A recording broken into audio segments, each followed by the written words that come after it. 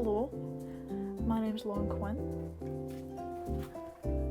I'm a fine art painter who specialises in oil paint, and I'm here today to talk through you a painting, hopefully how I master my process in art.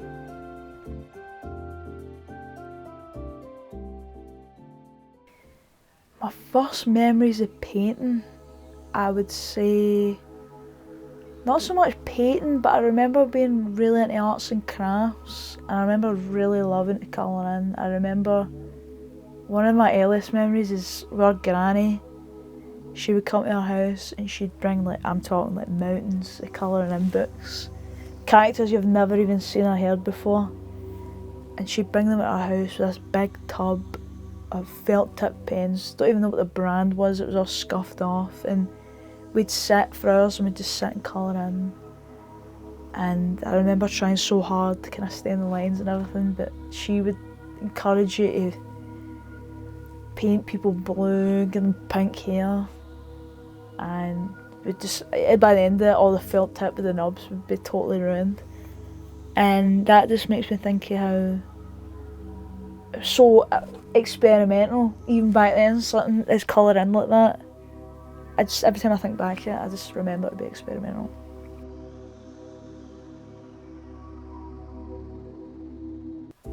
To pursue it, well, as I say, my granny was a big catalyst for me early on. But I would say, as of late, my nana, give credit to my nana, she is my biggest influence and my biggest critic as well. I'd say she has always been the one to push me to pursue it fully. She also is the person that I could go to if I want real critique, because she'll tell me. And she is the type of person that'll look at a painting, it's a good and a bad thing, but it's purely for aesthetic purposes. She doesn't care about these big, over the top, abstract ideas and explanations. She just really cares about, is it good or is it bad?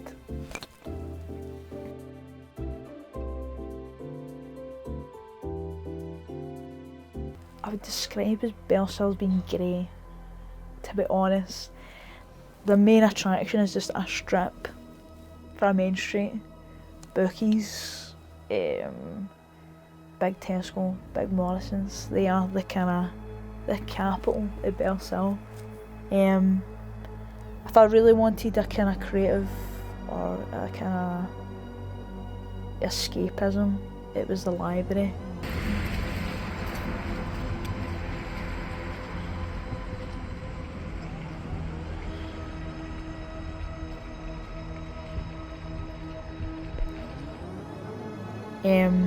It's where I took a lot of interest in atlases, human anatomy books, and it wasn't until I went to high school where I was nurtured by my teachers. They kind of taught me that if I really wanted to find something about a subject that I was interested in, not to be afraid to go and seek it, whether that be through books, media, paintings. I think it was kind of the first kind of introduction to critical analysis that I had as well, which I find I still love to this day. It's quite a critical piece of my work as well.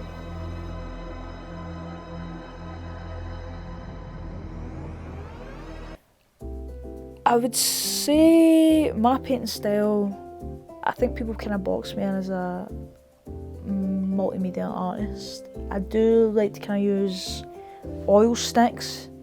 It's a new form of media that I've started using. Your watercolours, your acrylics, but my first love and my one true love will always be oil paint. I love oil paint. I love the technical process of using oil paints. I love the finish of oil paints, especially since I love working with the human body. I just feel like it gives it more life, more touch.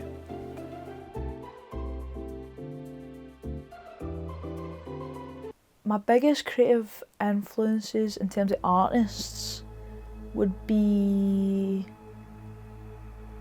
I'd say early on it was Jenny Saville, definitely. Jenny Saville was the catalyst for my kind of foray into the human body, specifically the female form, definitely. I'd say her works, as well as Lucian Freud's, Francis Bacon's, and Ken Curry's Tragic Forms series was definitely,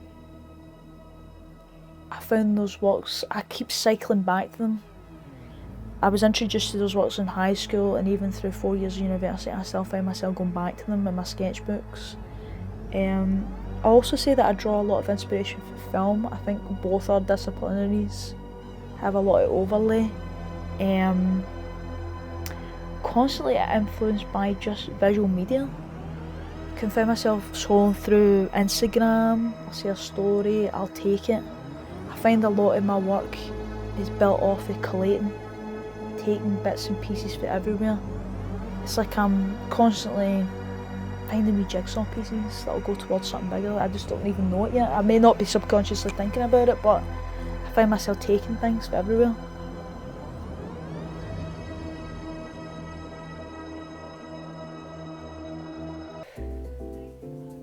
It's such a loaded question because there's so many different ways. Sometimes it could be subconscious, sometimes I'm in the moment. I just, it comes to me. As cliche as that sounds, like a lightning bolt, you're like, I need to get this onto paper, I need to get this onto canvas. But more than often, sketchbooking is the greatest way. It's the greatest way to start something. However, I don't like to confine myself in the sketchbook itself. I find that difficult. A lot of people struggle when you get a fresh new sketchbook, you don't want to draw on that first page. It's like, that's the most daunting thing ever. I like to rip all the pages out of the sketchbook and then totally remake it again. I like to tape it on the wall. So you've got this almost kind of visual minefield, all these different ideas, and then I'm kind of sorting them to make this one journey which will lead somewhere.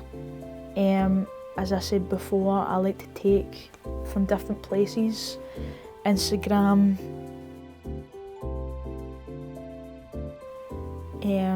I like to work digitally, so sometimes I'll make a wee digital photo booth and photo book and go back from there. But a lot of it is sort of collating. I'll watch a film still, Hellraiser. There was a scene in Hellraiser where it was like a snapshot scene for them, but to me I thought it was so visually striking that I took that and made it bigger.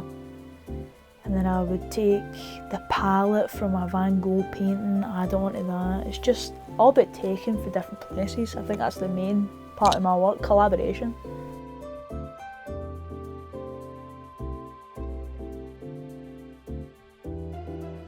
The dream would be to wake up every day, out my bed, straight into a studio, stand and paint for 10 hours a day, blasting music, have some sort of film on, but just being in that creative mode every single day. That was the one thing I miss with university, was that, not even necessarily the community aspect of it, but just having that space, getting to come in, paint.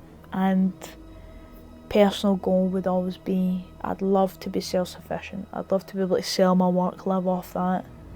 But I'd also love to show my work in galleries. It's Kelvin Grove, such a special place in my heart because it was one of the first mainstream galleries I ever went to. So I have a piece of work in there would be a dream come true.